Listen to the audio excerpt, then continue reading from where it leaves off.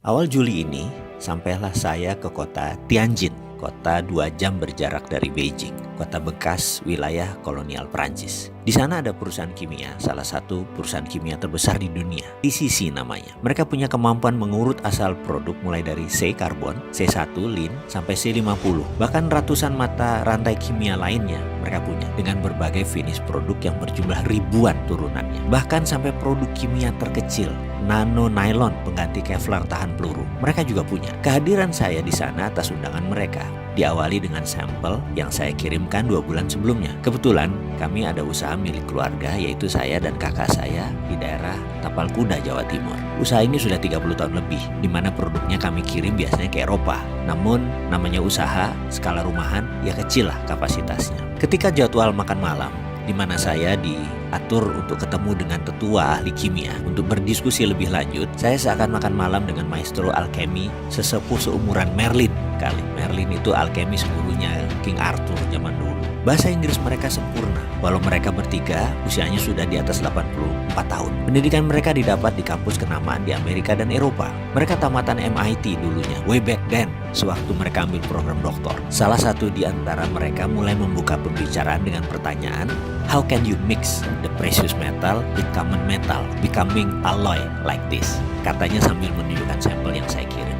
Ini alasan mereka kayaknya ingin ketemu saya dan ingin berdiskusi serius. Mereka melanjutkan, usually what common technique, what we are using, nggak bisa katanya mixing the same metal dengan precious. Yang ada adalah precious dengan precious. Jadi pertanyaan dia selanjutnya, how can you put Ne atau bagaimana kamu bisa menaruh nikel digabungkan dengan lithium atau Ni with Li together? Bisa nggak? Saya paham maksud mereka. Memang dunia metalurgi itu unik. Sedikit orang yang memahami sifat metal, bahkan bisa paham tabiat metal, hanya sedikit sekali. Berhubung ilmu ini adalah ilmu keluarga, saya bisa menerangkan sedikit-sedikit. Jadi mereka bertiga menangkap hal yang aneh dari sampel yang kami kirim. Tapi sebelum saya menjelaskan, saya ingin sudutkan informasi mereka agar tepat. Saya tanya balik, what metal do you need? I will answer, what do you need? Not what you want to know. Is it okay with you? Jadi saya akan menjawab apa yang mereka butuhkan, bukan apa yang mereka ingin tahu. Jawaban mereka singkat, Li, lithium. Itu jawabannya. Saya tanya balik, untuk apa mereka perlu lithium? Power bank katanya. Saya tanya balik, ini power bank untuk handphone, mobil? Dan dia jawab, enggak, no, this is for house, for drone and building.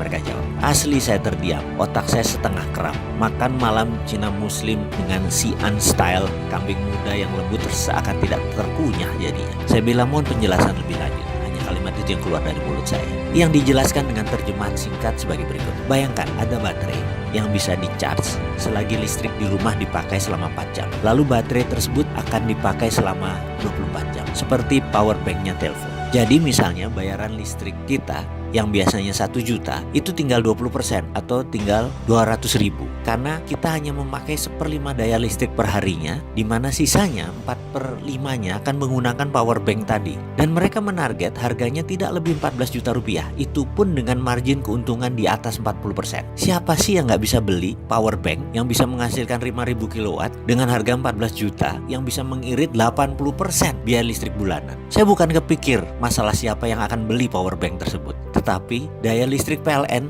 yang Indonesia saat ini lagi bangun jadi akan sia-sia karena menurunnya kebutuhan rumah tangga karena daya listriknya tidak diperlukan lagi karena semuanya sudah bisa di-save di power bank. Penjualan listrik PLN akan terdistrap. Pembangunan pembangkit listrik baru menjadi tidak urgent lagi, tidak penting lagi. Di ujung saya lagi melamun itu seorang alkemis yang cukup tua umurnya tadi, satu orang memiringkan badannya ke saya.